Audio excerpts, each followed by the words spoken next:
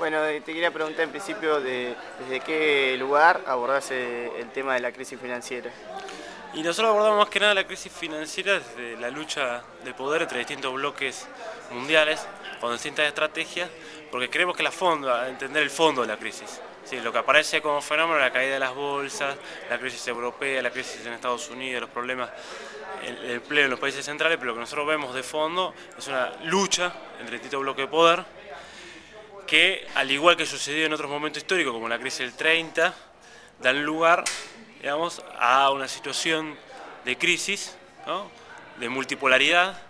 en la cual los pueblos argentinos, latinoamericanos, tienen la oportunidad de construir su propio proyecto. Tienen la capacidad de construir, digamos, su propia soberanía, tiene la capacidad de construir su propio forma de vida, digamos, alejada de las directrices imperiales, ya que ellos en su lucha se debilitan y por lo tanto te permiten esa grieta estratégica desde la cual avanzar. Y vos hablabas de que justamente los estados latinoamericanos tienen dos opciones. ¿Cuáles eran? Y la crisis te plantea esa disyuntiva estratégica. O te comes la crisis o profundizás. Esto lo vemos claramente en Argentina, con la decisión política de la presidenta y del pueblo que la acompaña, que en la crisis del 2008, en vez de ceder ante los mercados financieros mundiales, y en el pleno estallido de la crisis, se estatizaron la FJP y con ello se pudo avanzar en la asignación universal por hijo, en la recuperación del sistema financiero argentino, del ahorro de los trabajadores, para apuntalar el mercado interno, con el Plan Argentina Trabaja, con las cooperativas, ¿no?, de trabajo, con el crédito para las pymes, es decir, hacer de esa crisis, ese vendaval que se venía,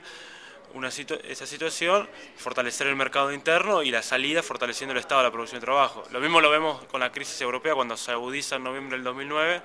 En diciembre ya Cristina empieza a disponer del Banco Central, de esas reservas, para que la utilicemos soberanamente y que ese dinero de los argentinos no quede para la especulación financiera o para financiar a los grandes bancos, sino que se usen para desendeudarnos. Y por ello la resistencia en su momento de Martín Redrado, que era un exponente de esos grandes poderes financieros globales. Y bueno, ahí uno puede observar cómo esa crisis se opta por la profundización, que hay una decisión política que es manifiesta, y obviamente también se puede observar eso que decimos oportunidad histórica, porque en otro momento quizá avanzar, como en algún momento dijo Néstor Kirchner, avanzar con el Banco Central en la correlación de fuerza existente era muy complicado, pero en plena crisis de la banca financiera angloamericana y en su lucha con los europeos, en un escenario de multipolaridad con el crecimiento de China, Rusia, digamos, es posible avanzar sin que los costos sean demasiado fuertes. Ese es un ejemplo bien concreto. Si bien existe, como vos decís, la posibilidad de avanzar y de construir o consolidar los estados latinoamericanos, ¿hasta qué punto crees que la crisis puede llegar a afectar el crecimiento que vienen teniendo, bueno, los procesos, teniendo en cuenta que hablamos de un capitalismo todavía dependiente? Y yo veo dos posibles impactos. Por el lado de Brasil y por el lado del precio de los commodities.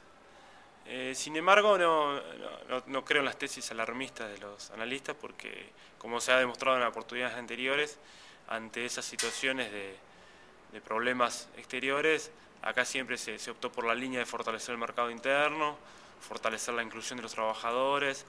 fortalecer el desarrollo de la industria estratégica de Estado, como Atucha, como los astilleros, como tantas otras empresas, que lo cual te da un marco de solidez frente a la crisis y de inclusión muy grande. Por lo tanto, en vez de alarmarse, hay que focalizarse en cómo se sigue construyendo ese camino y profundizando ese camino.